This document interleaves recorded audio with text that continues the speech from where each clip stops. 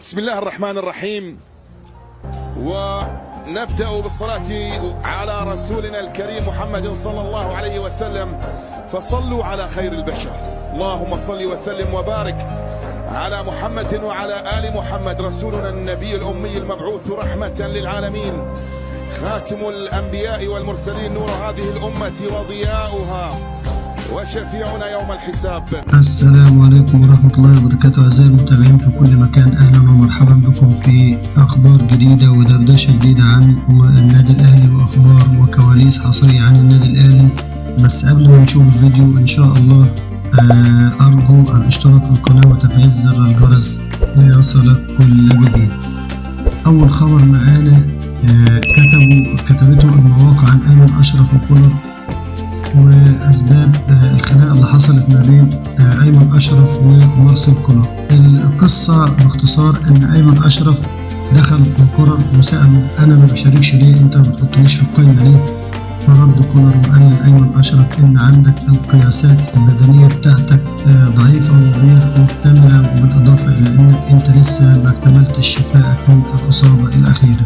أيمن أشرف قال له أنا لا عندي إصابة ولا عندي قياسات ضعيفة، وبشهادة أحمد أبو عبلة اللي راح جابه من غرفته ووجهه لكولر، وكولر قدام أحمد أبو عبلة وأيمن أشرف ما قدرش يتكلم وما رضيش يشرح أي سبب يقنع به أيمن أشرف بالاستبعاد. أيمن أشرف قال له أنت مستبعدني ليه بالرغم من أن القايمة أغلبيتها مصابة وغير مكتملة الشفاء وبتبدل وبتغير وبتعمل وأنا ما بشاركش.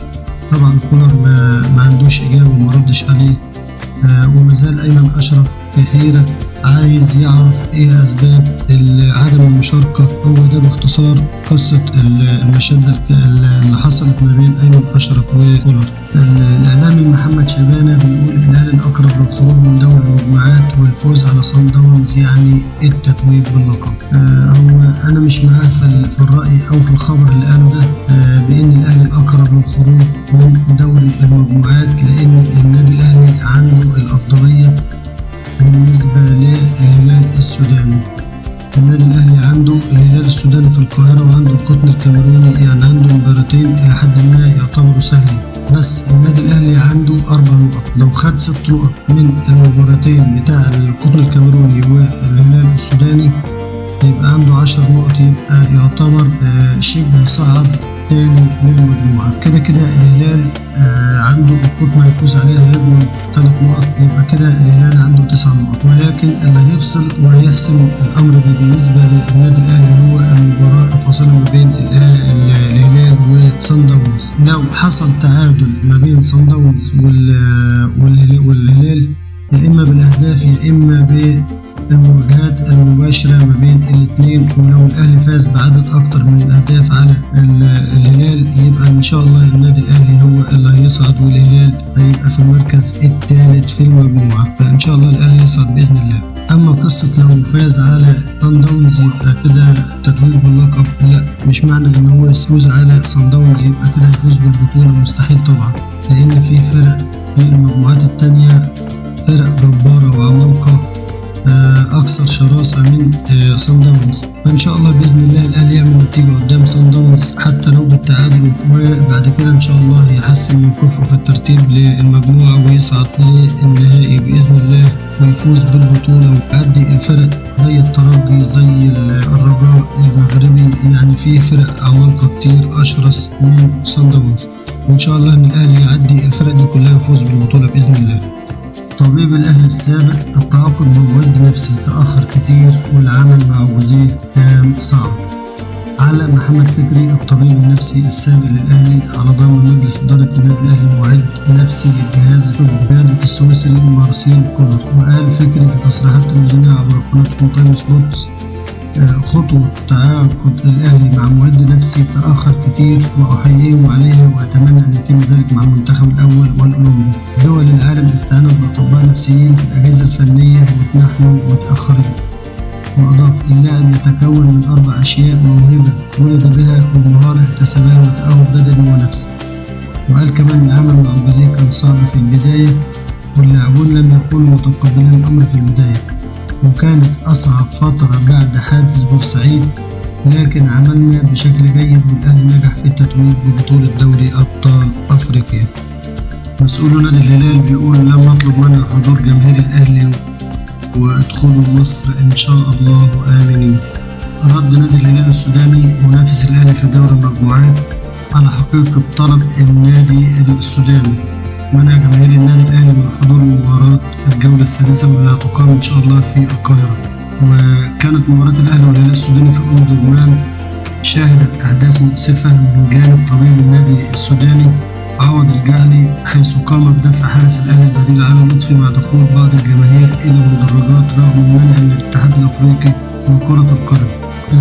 من خلال الأحداث اللي حصلت في المباراة الاتحاد الأفريقي أصدر بيان ضد الهلال السوداني أمس السبت بالحرمان من الجماهير في 4 مباريات أفريقية وفرض غرامة مالية قدرها $10,000 على طبيب الفريق عوض الجعلي وإيقاف 4 مباريات مع غرامة مالية قدرها $20,000 على عامل المعدات. محمد صلاح بعد الهدفين اللي أحرزهم في مانشستر يونايتد أصبح الهداف التاريخي لفريق ليفربول. بهذه المناسبة فيتوريا المدير الفني للمنتخب الأولمبي بيوجه رسالة لمحمد صلاح وبيقول له بيوجه تهنئة وبيقول له أنت نجم الفراعنة، ألف مبروك عليك لقب الهداف التاريخي لليفربول. سجل محمد صلاح هدفين في مباراة ليفربول ومانشستر يونايتد اللي جمعت الفريقين أمس بمنافسات الدوري الإنجليزي وانتهت لصالح الرز ب7 أهداف دون رد. وقال فيتوريا عبر حسابه على موقع الصور الشهير انستغرام: مبروك محمد صلاح، هناك لاعبين ولدوا ليكونوا سعداء وبالأخص لجعل الآخرين يبتسمون. وأضاف فيتوريا: كونك هداف ليفربول على الإطلاق يشعر المصريين بالفرح والفخر، وهذه رسالة كبيرة لجميع الشباب في هذا البلد، ولكن هذه القصة الرائعة لم تنتهي بعد. فيتوريا هو المدير الفني لمنتخب مصر الأولمبي. محمد صلاح بعد الهدفين اللي جابهم في مانشستر يونايتد يوم الأحد اللي فات بيحتل المركز الخامس في ترتيب هدافي الدوري الإنجليزي.